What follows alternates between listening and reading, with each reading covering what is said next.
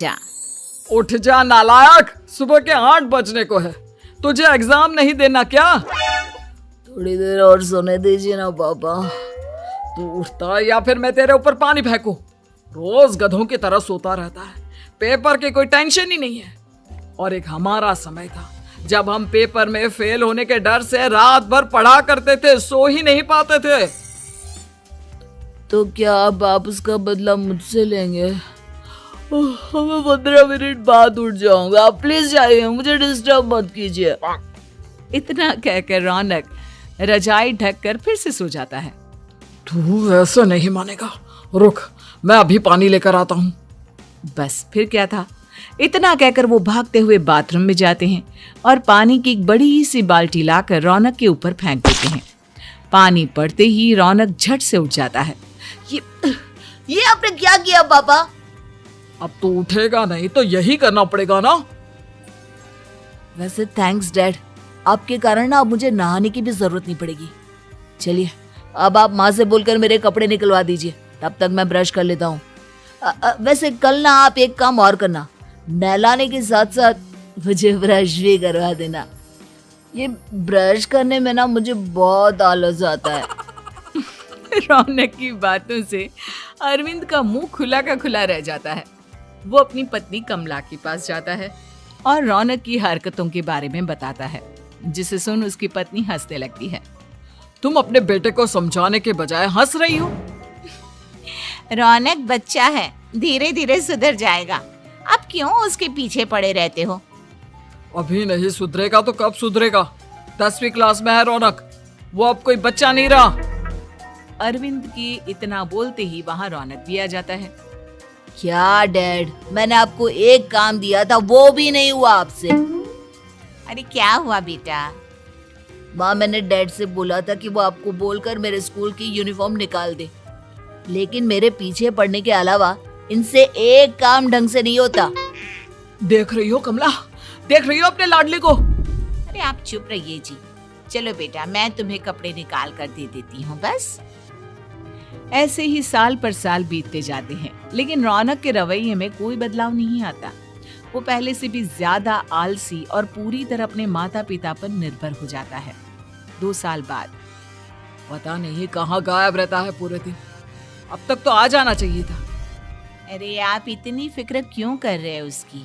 दोस्तों के साथ खेल रहा होगा, आ जाएगा अभी। ये कोई टाइम है खेलने का? 10 बजने वाले हैं, इतनी रात में कौन खेलता है? कमला कुछ कहती उससे पहले ही रौनक वहाँ आ जाता है। मम्मी जल्दी से खाना लगा दो, बहुत भूख लग रही है। तुम्हें तब तक खाना नहीं मिलेगा जब तक तुम बता नहीं देते कि इतनी रात गए कहाँ से आ रहे हो। ओ प्लीज डैड, अब आप एसी पे प्रद्युमन बनकर मेरे सर पर बंदूक लेकर मत बैठ जाना। अपनी फालतू की बकवास बंद कर और बता कहाँ से आ रहा है। माँ अब समझाइए ना डैड को। बता देना बेटा, इनको भी तसल्ली हो जाएगी।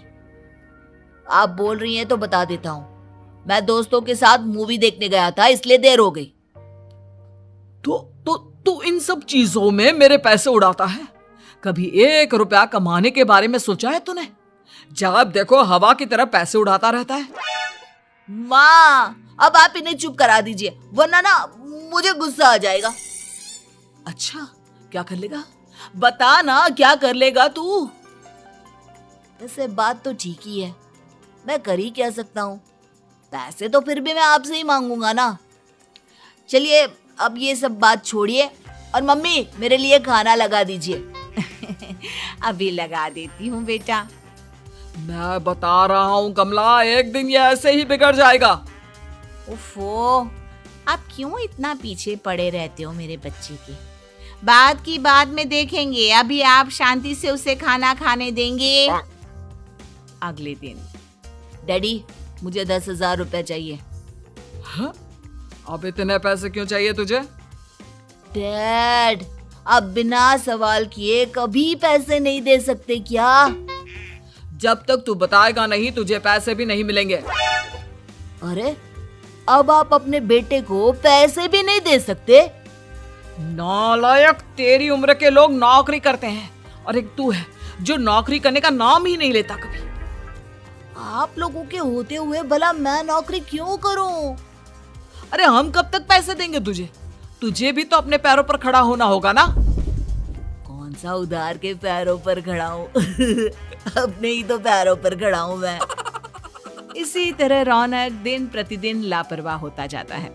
उसकी लापरवाही को देखते हुए अरविंद और कमला अपने बेटे की शादी कराने का फैसला लेते हैं और 1 महीने के अंदर अंदर ही रौनक की शादी मेघा नाम की लड़की से करा देते हैं। शादी के कुछ दिन बाद, रौनक, मुझे एक अच्छी सी साड़ी चाहिए, आप ला दोगे ना? हाँ, क्यों नहीं। कितने तक की आती है साड़ी? यही करीब 5,000 तक की। तुम चिंता मत करो, मैं आज ही डैडी से पैसे मांगकर तुम्हारे लिए साड़ी ले आऊंगा। आप कब तक ऐसे ही अपने पापा से पैसे मांगते रहेंगे?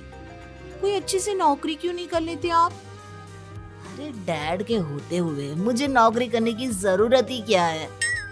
पर आप ऐसे कब तक उनसे पैसे मांगते रहेंगे? कुछ आपको अपने दम पर भी तो करना होगा ना। अब तुम भी बाकी लोगों की तरह मुझे ज्ञान देना शुरू मत कर देना। साड़ी चाहिए ना तुम्हें, मिल जाएगी बस। इतना कहकर रौनक अपने पिता से पैसे मांगने चला जाता है। डैडी, मुझे 5,000 रुपया चाहिए। अब 5,000 क्यों चाहिए तुझे? वो मेघा को साड़ी चाहिए थी। अरविंद आगे बिना कुछ कहे चुपचाप उसे पैसे निकाल कर दे देता है। कुछ दिन बाद, तुम्हें नहीं लगता कमला, रौनक हम पर पहले से भी ज्यादा डिपेंड हो गया है? मुझे तो अब उसके भविष्य की चिंता होने लगी है। कल को हमें कुछ हो गया तो वो क्या करेगा?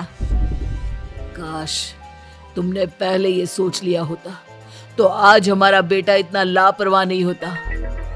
तब मुझे कहाँ पता था कि मेरा लाड़ प्यार उसे इतना बिगाड़ देगा कि वो इस हद तक लापरवाह बन जाएगा। कोई बात नहीं, अभी भी देर नहीं हुई।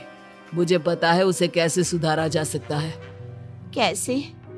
अरविंद कुछ कहता उससे पहले रौनक वहां आ जाता है और पैसों के लिए हाथ फैलाने लगता है।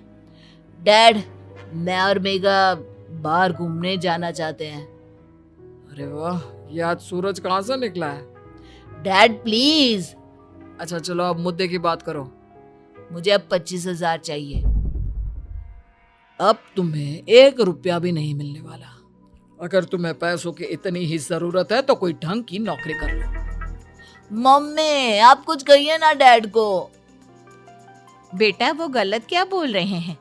ये सब हम तेरे भले के लिए ही तो कर रहे हैं। मम्मा, मैंने बताया ना आपको, मुझे नहीं करनी कोई जॉब वॉब। तो ठीक है, निकल जाओ हमारे घर से। तुम्हारे जैसे लोगों के लिए मैंने ये घर खड़ा नहीं किया है।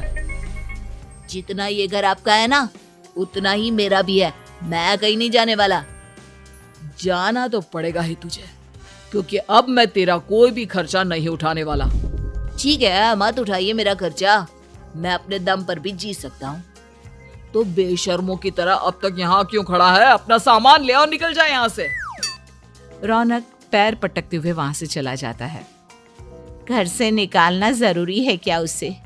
बिना पैसों के कौन रखेगा उसे किराए पर? अगर उसका भविष्य सुधारना है तो हमें अपने दिल पर पत्थर रखकर ये कदम उठाना ही होगा। दोनों बात कर रहे होते हैं कि रौनक अपनी पत्नी के साथ एक बड़ा सा बैग लेकर घर से निकल जाता है, लेकिन घर से बाहर उसे कोई भी मुफ्त में अपने घर किराए पर नहीं रखता। अंत में थक हार कर वो फिर से अपने घर चला जाता है। क्या हुआ? थोड़ी देर पहले तो दहाड़ते हुए घर से निकला था, अब क्या हुआ? नहीं रखा ना किसी ने तुझे किराए पर? डैड प्लीज, मैं कुछ दिनों में कोई अच्छी सी नौकरी शुरू कर दूंगा। आप तब तक तो हमें रख लीजिए प्लीज। सुबह से रात हो चुकी है लेकिन कोई हमें रखने को राजी नहीं है। अब आप ही बताइए, इतनी रात को मैं मेघा को लेकर कहाँ जाऊंगा? ठीक है, बहू की वजह से मैं तुझे घर पर रख रहा हूँ, लेकिन तू इस घर में एक बेटे की नहीं बल्कि एक किराएदार की हैसियत से रहेगा। 3 महीने हैं तेरे पास। इन 3 महीनों के अंदर अंदर मुझे तेरी पहली तनख्वाह हाथ में चाहिए, समझ गया? पक्का डैड, इन 3 महीनों के अंदर अंदर तो कोई बढ़िया सी नौकरी ढूंढ ही लूंगा मैं। ऐसे ही धीरे धीरे समय बीतने लगता है और अरविंद के दिए 3 महीनों में से 2 महीने बीत चुके होते हैं। पापा जी ने हमें 3 महीने दिए थे, जिसमें से 2 महीने तो बीत चुके हैं। अब ये आखिरी महीना बचा है। अरे तुम चिंता मत करो, आज मेरा ना 2 जगह इंटरव्यू है, दोनों में से कहीं ना कहीं तो जॉब लग ही जाएगी। अच्छा, all the best. Raunak interview के लिए निकल जाता है, जिसके बाद शाम में रौनक घर आता है। कैसा गया इंटरव्यू? आपकी नौकरी लगी या नहीं? अरे पहले सांस तो ले लेने दो अच्छे से। बताइए ना, मुझसे तो जरा भी इंतजार नहीं हो रहा है। वो दरअसल बात यह है कि मेरी नौकरी तो लग चुकी है, लेकिन पैसे बहुत कम है। कितने पैसे हैं? 15,000। इतने में अरविंद और कमला मिठाई का डिब्बा लेकर आ जाते हैं। बधाई हो बेटा। हम जानते थे तेरी जॉब जरूर लगेगी। लेकिन मेरी सैलरी बहुत कम है मम्मा। कम है तो क्या हुआ, धीरे धीरे बढ़ जाएगी। हाँ बेटा, हम तो बस चाहते थे कि तू अपने पैरों पर खड़ा हो जाए। मतलब अब आप मुझे घर से नहीं निकालेंगे? नहीं, ये सब हमने तुझे जिम्मेदार इंसान बनाने के लिए किया था। Thank you mummy papa. अगर आप दोनों ऐसा नहीं करते तो मुझे कभी अपनी जिम्मेदारियों का एहसास तक नहीं होता। आज आपने मुझे सिखा दिया कि इंसान का अपने पैरों पर खड़ा होना भी जरूरी होता है। इतना कहकर रौनक झट से अपने माता पिता के गले लग जाता है और अपनी कमाई की पहली तनख्वाह वो अपने माता पिता के हाथ में सौंपता है। इस तरह रौनक एक गैर जिम्मेदार व्यक्ति से एक जिम्मेदार व्यक्ति बन जाता है।